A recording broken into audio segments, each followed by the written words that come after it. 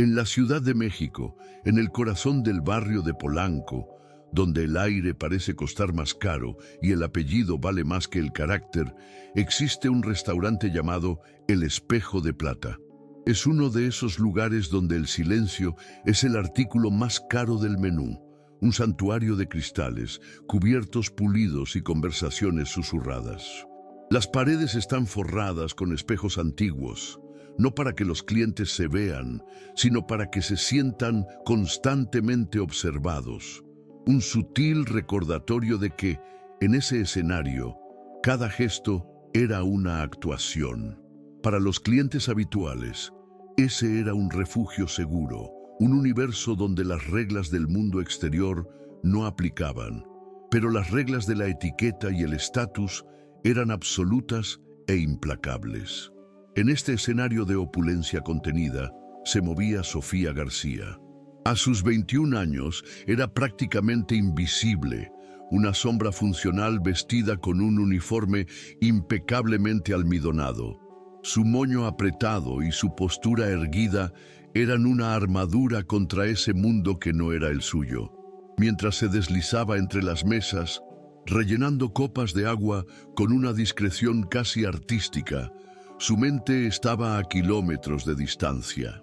Estaba en los libros de literatura francesa apilados en su pequeño apartamento, en los exámenes de la universidad que se acercaban y sobre todo en la factura de la mensualidad que parecía aumentar de tamaño cada vez que la miraba. Sofía no era solo una camarera, era una equilibrista, sosteniendo el sueño de una vida académica en la frágil cuerda floja de un salario mínimo. Aquella noche, una presencia inusual dominaba el ambiente. Sentada en una mesa de esquina, sola, estaba doña Inés Montoya. El nombre por sí solo ya era una leyenda, susurrado con una mezcla de reverencia y envidia. Una mujer que había dejado México décadas atrás, con poco más que su propia ambición, y había construido un imperio de negocios en Francia. Su ropa era de una simplicidad engañosa. La tela de su vestido oscuro y el corte perfecto hablaban de un lujo que no necesitaba gritar. No llevaba joyas ostentosas, solo un broche discreto que probablemente valía más que el coche de cualquiera de los presentes. Su presencia era magnética, la de alguien que estaba acostumbrado a dominar salones enteros solo con una mirada. La historia de cómo la dignidad de una mujer fue rescatada por un gesto de coraje inesperado está a punto de comenzar. Si crees en el poder de la empatía para construir puentes, deja ya tu like y suscríbete al canal. Tu apoyo nos ayuda a encontrar y contar más relatos como este, que prueban que la verdadera riqueza no está en lo que se tiene, sino lo que se ofrece. El barniz de respeto comenzó a agrietarse en el momento en que el camarero más experimentado de la casa, un hombre llamado Javier, se acercó para tomar la orden. Doña Inés abrió la boca para hablar, y lo que salió fue un español vacilante, oxidado, las palabras tropezando unas con otras. Décadas en París habían pulido su francés a la perfección, pero habían corroído su lengua materna. Javier, acostumbrado a la comunicación rápida y precisa de la élite local, no pudo disimular una leve contracción de impaciencia en la comisura de sus labios. Se inclinó, pidiéndole que repitiera, la cortesía en su voz sonando más como condescendencia que como ayuda. Lo que siguió fue una escena dolorosa de presenciar. Con cada intento de doña Inés de hacerse entender, la barrera parecía hacerse más alta. Señalaba el menú, intentaba describir los platos, pero su acento marcado y la gramática vacilante transformaban sus palabras en un rompecabezas que nadie parecía dispuesto a resolver. Las mesas de alrededor, que antes la miraban con admiración, ahora intercambiaban miradas de reojo. Una risita ahogada vino de un grupo de jóvenes empresarios. La admiración inicial en el salón rápidamente se transformó en un espectáculo incómodo de burla velada. La magnate, la leyenda, estaba siendo reducida a una caricatura, una anciana confundida y perdida.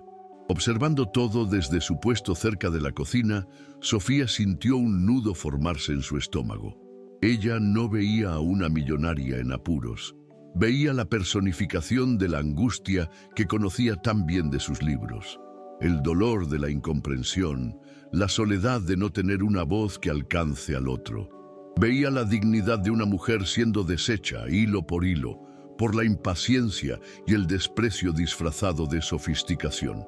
A sus ojos, Inés no era una leyenda de los negocios, sino un alma aislada, atrapada en una isla de palabras que nadie podía o quería entender. Dentro de Sofía, una batalla silenciosa comenzó a librarse. Una parte de ella, la parte práctica, la estudiante endeudada, le gritaba que se quedara quieta. Las reglas de El espejo de plata eran claras. Los camareros de apoyo no interactuaban con los clientes a menos que fueran llamados, y mucho menos con un cliente del calibre de doña Inés. Su gerente, el riguroso señor Morales, la fulminaría con la mirada. Una queja podría significar su trabajo, su universidad, su sueño. El miedo era una cadena pesada, atando sus pies al suelo. Pero otra parte de ella, la parte que se emocionaba con los versos de Víctor Hugo, la parte que entendía que la humanidad reside en los pequeños gestos, no podía apartar la mirada. Vio cuando Javier se alejó de la mesa con un suspiro mal disimulado, dejando a doña Inés encogida en su silla, la postura antes imperial, ahora frágil. Fue cuando Sofía vio un brillo solitario en los ojos de la mujer, una lágrima terca que se negaba a dejar caer. En ese instante, la decisión fue tomada. El riesgo de perder el trabajo pareció pequeño comparado con el costo de su propia omisión. Respiró hondo, se ajustó el delantal y comenzó a caminar hacia la mesa un paso a la vez, en contra del sentido común y a favor de su corazón. La caminata de Sofía hasta la mesa de doña Inés fue la más larga de su vida. Cada paso en la alfombra suave parecía resonar en el silencio que se formaba a su alrededor. Los espejos en las paredes no solo reflejaban su imagen nerviosa, sino también las miradas curiosas y reprobatorias de los otros clientes, y, peor aún, la mirada de águila del señor Morales, que la observaba de cerca, la mandíbula ya contrayéndose en desaprobación. Para él, aquello no era un acto de amabilidad, era una ruptura del protocolo, una insubordinación que sería debidamente castigada. Sofía sentía el peso de esas miradas como una fuerza física, intentando empujarla de vuelta a la invisibilidad segura de su puesto. Llegó a la mesa y se detuvo, con las manos juntas delante del cuerpo para ocultar un ligero temblor. Doña Inés no la notó de inmediato. Sus ojos estaban fijos en un punto cualquiera del mantel de lino, perdidos en un laberinto de frustración y resignación. Sofía esperó un segundo, un instante de silencio absoluto, antes de inclinarse ligeramente, no de forma servil, sino para crear una burbuja de privacidad en medio de aquel salón hostil. Y entonces habló, no en español, sino en un francés impecable, pulido y suave, una melodía inesperada en aquel ambiente. «Madame, con su permiso, ¿quizás pueda ayudarla?» La reacción fue instantánea y sísmica. Doña Inés levantó la cabeza lentamente, los ojos nublados de quien ya esperaba otra humillación. Por un segundo, su rostro registró solo confusión. Pero entonces, a medida que su cerebro procesaba no solo las palabras, sino la pureza del acento, la fluidez de la lengua que había sido su refugio durante casi 50 años, su expresión se transformó. La máscara de hierro de su compostura se rompió, y debajo de ella surgió una vulnerabilidad estupefacta, seguida por una ola de alivio tan abrumadora que sus hombros, antes rígidos de tensión, se relajaron visiblemente. «¿Usted habla francés?», susurró, y en su lengua adoptiva su voz ya no era frágil y vacilante, era rica, sonora y elegante. Era la voz de doña Inés Montoya, La leyenda, la voz de alguien que acababa de ser encontrado después de estar perdido en su propia tierra.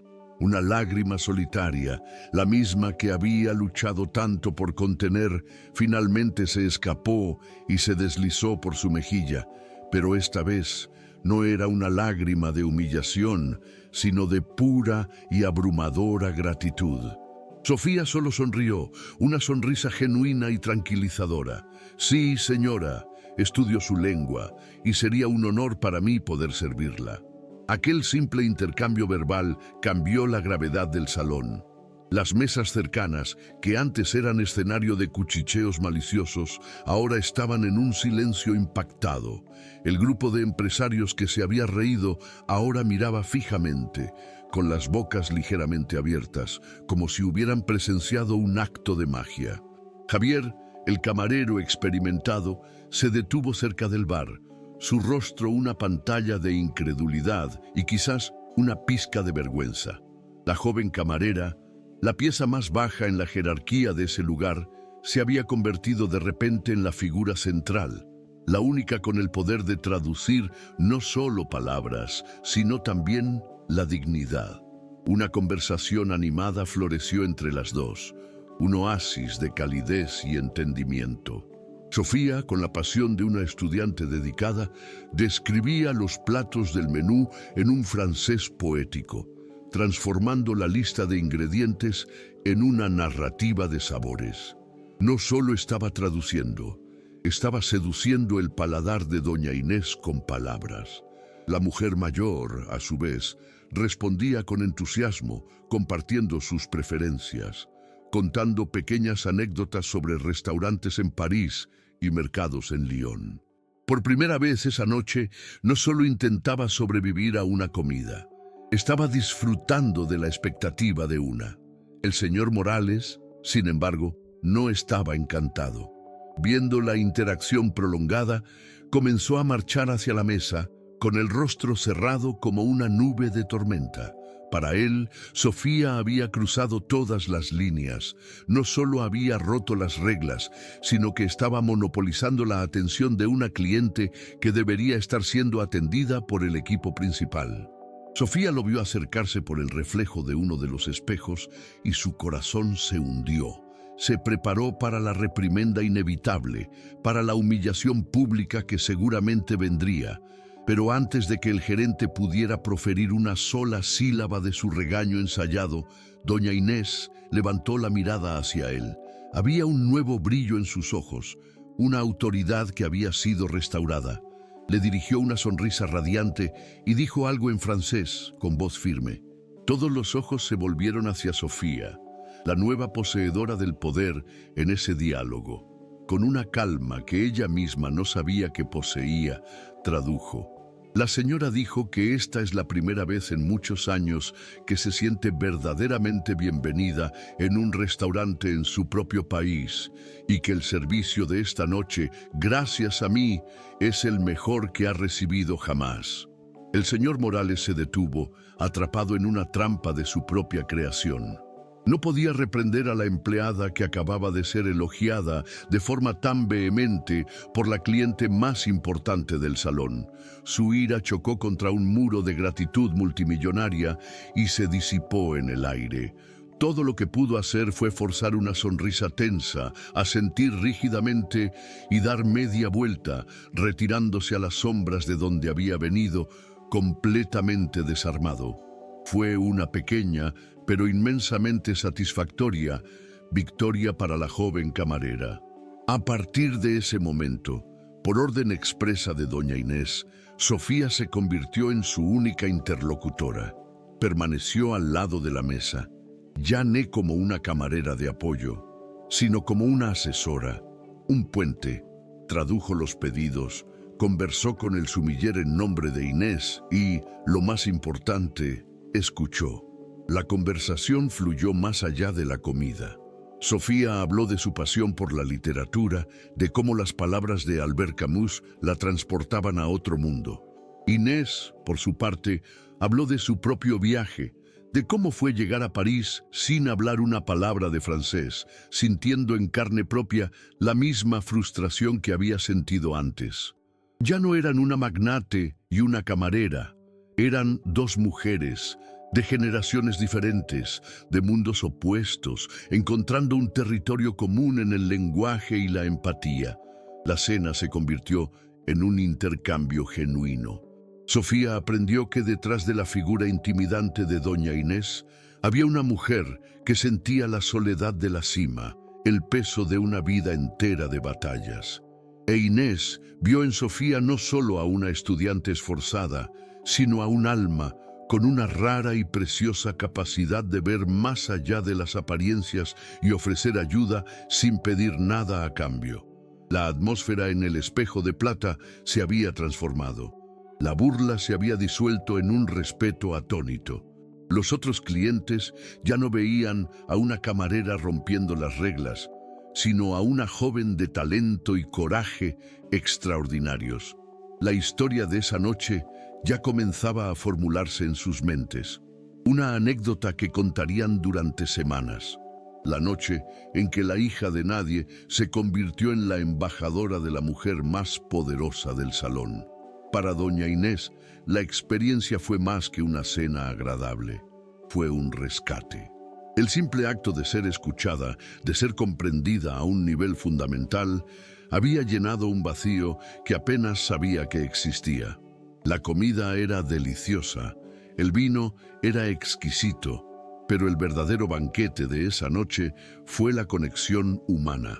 La soledad, esa compañera fría y constante de los poderosos, había sido mantenida a raya, al menos por unas horas, gracias al coraje de una joven que se atrevió a hablar el idioma de su corazón. Mientras la noche llegaba a su fin y se servía el café, la conversación entre ellas se profundizó. Inés preguntaba sobre los sueños de Sofía, sobre sus planes después de la universidad, y en las respuestas de la joven, en su pasión vibrante y en su determinación silenciosa, la vieja magnate vio un reflejo de sí misma, de la joven Inés, que un día soñó con conquistar el mundo. Un plan comenzó a formarse en su mente, una idea tan audaz y transformadora como el propio gesto de Sofía. Miró a la joven, ya no con gratitud, sino con un interés agudo, la mirada de una inversora que acaba de encontrar el más raro y prometedor de los activos, el potencial humano en su forma más pura. Cuando la comida llegó a su fin y los últimos vestigios de la exquisita cena fueron discretamente retirados de la mesa, doña Inés hizo un gesto para llamar al señor Morales. Con una autoridad recién redescubierta en su español, pidió la cuenta y el gerente, ahora visiblemente más humilde, se apresuró a obedecer. Sin embargo, cuando Sofía hizo una mención educada de retirarse, doña Inés la detuvo con un suave gesto de la mano. «Quédate, por favor, Sofía. Nuestra conversación aún no ha terminado». La joven sintió un escalofrío de nerviosismo, sin saber qué esperar de esa petición. La mujer mayor la observó durante un largo momento, sus ojos perspicaces pareciendo leer cada línea de la historia de Sofía. La gratitud en su mirada dio paso a una curiosidad intensa, casi analítica. «Sofía», comenzó, su voz ahora tranquila y directa, «háblame de tus sueños, no los sueños prácticos de pagar la universidad, sino los sueños que guardas para ti misma, aquellos que parecen imposibles. ¿Qué harías si el dinero, el tiempo y las obligaciones simplemente no existieran?» La pregunta tomó a Sofía por sorpresa, una pregunta que nadie nunca le había hecho. Alentada por la sinceridad en la mirada de Inés, Sofía se permitió, por primera vez en años, dar voz a la fantasía que la mantenía despierta en las noches más difíciles. Habló sobre su deseo de no solo vivir en Francia, sino de sumergirse en su cultura, de pasar los días en bibliotecas antiguas, de quizás algún día traducir a los poetas que tanto amaba. Habló sobre la idea de crear puentes culturales, de usar el lenguaje para conectar mundos, así como lo había hecho esa noche. Y con la voz un poco quebrada, confesó que ese sueño parecía una galaxia lejana, un lujo para una vida que no era la suya. Doña Inés escuchó cada palabra con una atención inquebrantable, una leve sonrisa formándose en sus labios. Veía en la pasión de Sofía la misma llama que la había impulsado décadas atrás. Cuando la joven terminó, la magnate simplemente dijo: «Pues entonces, a partir de hoy, el dinero ya no es un obstáculo». Sofía la miró confundida. Inés continuó, con la simplicidad de quien mueve montañas con una llamada telefónica: «Voy a pagar el resto de tu carrera universitaria, todas las mensualidades, libros, todo lo que necesites. Considéralo hecho». La mente de Sofía entró en cortocircuito.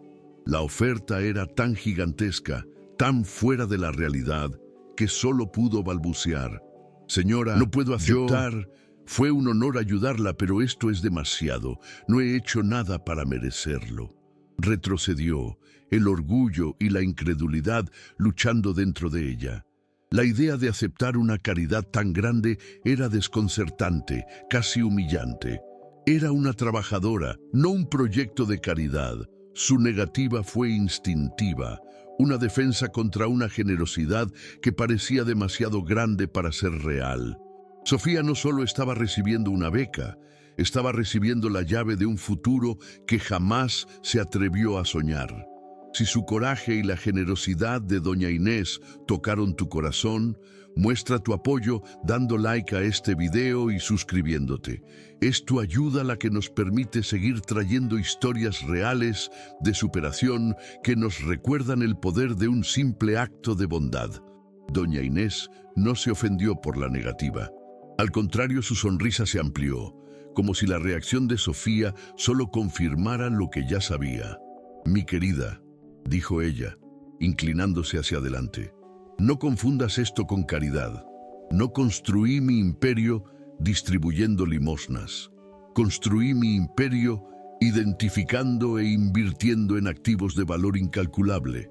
Y lo que has demostrado esta noche, coraje, empatía, integridad, es más raro y más valioso que cualquier acción en la bolsa. No es un regalo, Sofía, es una inversión. Y espero un excelente retorno». La forma en que planteó la cuestión desarmó a Sofía por completo. No era un acto de pena, era una propuesta de negocios, un reconocimiento de su valor. Antes de que la joven pudiera encontrar palabras para responder, Doña Inés dio el golpe final. «Y esto es solo el comienzo», continuó con los ojos brillantes. «Después de que te gradúes aquí con las mejores notas, por supuesto, irás a París, a la Sorbona. Yo patrocinaré tu maestría. Y tu doctorado, si así lo deseas, tendrás la vida que soñaste, no porque yo te la di, sino porque te la ganaste esta noche». Fue demasiado para Sofía.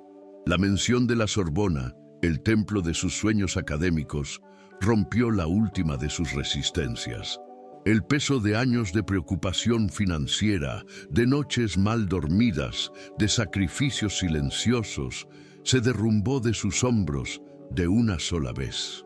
Las lágrimas que contuvo llegaron no de tristeza o estrés, sino de un alivio tan profundo, tan catártico, que todo su cuerpo temblaba. No podía hablar, solo asentía con la cabeza, mientras sollozos de pura alegría e incredulidad la sacudían. El sueño imposible ya no era imposible. La galaxia lejana había sido traída a la palma de su mano. Miró a Doña Inés, la mujer que en pocas horas había pasado de ser una extraña vulnerable a su hada madrina, y vio en ella no solo a una benefactora, sino a una mentora, la prueba viviente de que la fuerza y la generosidad podían, sí, ir de la mano. Con la naturalidad de quien sella un acuerdo de millones, Doña Inés sacó una tarjeta de su bolso. En ella estaba el nombre y el número de su asistente personal. «Llama a este hombre mañana por la mañana. Ya estará esperando tu llamada y se encargará de toda la burocracia. Tu única preocupación a partir de ahora es ser la mejor estudiante que puedas ser. ¿Entendido?». Sofía, todavía secándose las lágrimas, tomó la tarjeta con mano temblorosa. El papel grueso y el relieve del nombre parecían confirmar que nada de aquello era un sueño. Doña Inés se levantó, se ajustó el vestido y se preparó para salir. Antes de darse la vuelta, puso la mano en el hombro de Sofía. Nunca dejes que nadie te haga sentir invisible de nuevo, mi joven. Tienes una luz que merece ser vista. Con esas palabras se fue, dejando atrás el olor de su perfume caro y a una joven camarera cuyo universo había sido completa e irrevocablemente reescrito. Sofía se quedó allí, de pie en medio del salón que ahora se vaciaba, sosteniendo un pequeño rectángulo de papel que no era solo una tarjeta, sino un pasaporte a una nueva vida. Tan pronto como la imponente figura de doña Inés Montoya desapareció por la puerta giratoria del restaurante, el hechizo que mantenía el salón en un silencio respetuoso pareció romperse. El señor Morales se acercó a Sofía casi de inmediato, pero su postura ya no era la de un superior a punto de dar un regaño. Había una nueva y torpe reverencia en su comportamiento. Miraba a Sofía como si fuera un enigma que no podía descifrar. García comenzó con voz incierta. ¿Qué fue todo eso? La señora Montoya parecía satisfecha.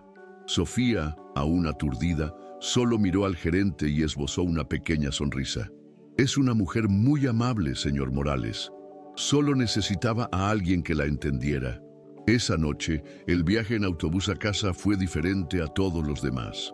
Sentada cerca de la ventana, Sofía veía las luces de la Ciudad de México pasar como un borrón, pero por primera vez no parecían distantes y frías, parecían promesas.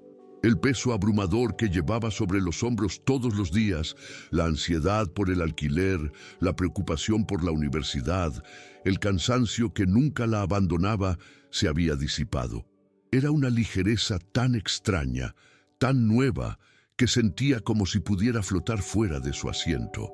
Sacó la tarjeta de su bolso y la leyó una y otra vez bajo la tenue luz del autobús.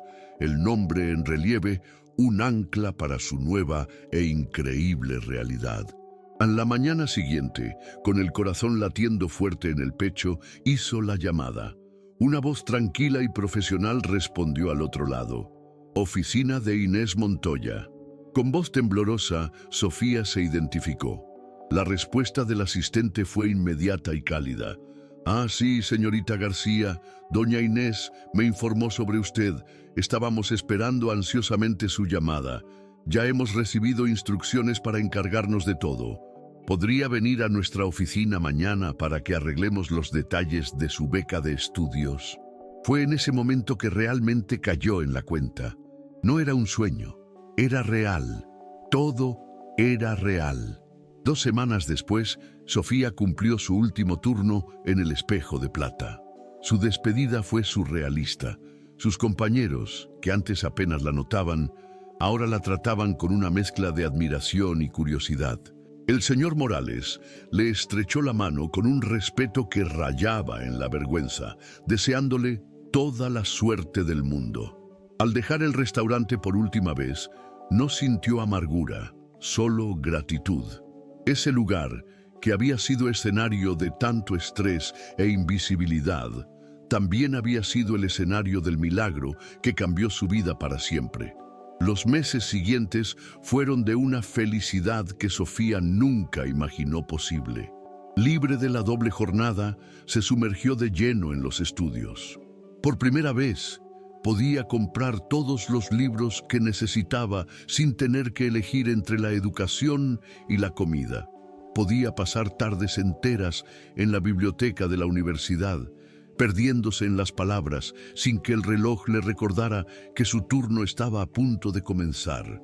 Su pasión, antes contenida por las circunstancias, floreció. Sus notas, que ya eran buenas, se volvieron brillantes. No solo estaba estudiando, se estaba convirtiendo en la académica que siempre supo que podía ser. 2 años pasaron en un abrir y cerrar de ojos. En una mañana soleada, Sofía se encontraba en el Aeropuerto Internacional de la Ciudad de México. Ya no llevaba un uniforme de camarera, sino unos cómodos vaqueros y una chaqueta para el largo vuelo que le esperaba.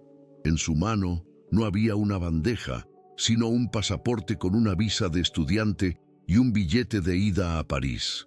Miró el panel de embarque, encontró su vuelo y sonrió. La promesa de doña Inés se estaba cumpliendo. La Sorbona la esperaba. Sentada en el asiento del avión, mientras la aeronave ascendía sobre la ciudad que dejaba atrás, Sofía reflexionó sobre la increíble cadena de eventos que la había llevado hasta allí. Todo había comenzado con un simple gesto, una elección de no permanecer indiferente. Eligió la empatía en lugar del miedo, la conexión en lugar del protocolo. Y esa única decisión había desencadenado una avalancha de generosidad que no solo transformó su vida, sino también, sospechaba, la vida de doña Inés. La magnate no le había dado solo dinero. Sofía le había devuelto un pedazo de su humanidad, un recordatorio de que la comprensión es el bien más valioso de todos. La historia de ambas era la prueba de que el valor de una persona no se mide por su cargo o cuenta bancaria. El verdadero valor reside en el carácter, en el coraje de tender la mano a un extraño. Aquella noche, en el restaurante de los espejos, Sofía no vio a una millonaria. Vio a una mujer solitaria necesitada de ayuda. Y doña Inés no vio a una camarera. Vio a una joven de talento y bondad extraordinarios, atrapada por las circunstancias. Ambas vieron más allá de las etiquetas que la sociedad impone. Al final, la lección no era sobre la suerte de encontrar a una benefactora rica. Era sobre el poder que cada uno de nosotros posee para cambiar la vida de alguien, simplemente por estar dispuesto a ver y escuchar de verdad. La empatía era la verdadera moneda de cambio, y su retorno sobre la inversión era infinito. Doña Inés encontró una conexión que ningún dinero podría comprar, y Sofía conquistó un futuro que el trabajo duro por sí solo quizás nunca habría alcanzado. Se salvaron mutuamente. El viaje de Sofía demuestra que la mayor riqueza que podemos ofrecer es nuestra humanidad. Si esta historia te ha inspirado, la mejor forma de ayudarnos a contar más relatos como este es dando like, suscribiéndote al canal y compartiendo. Porque, al fin y al cabo, son los gestos de empatía los que verdaderamente cambian el mundo, una persona a la vez.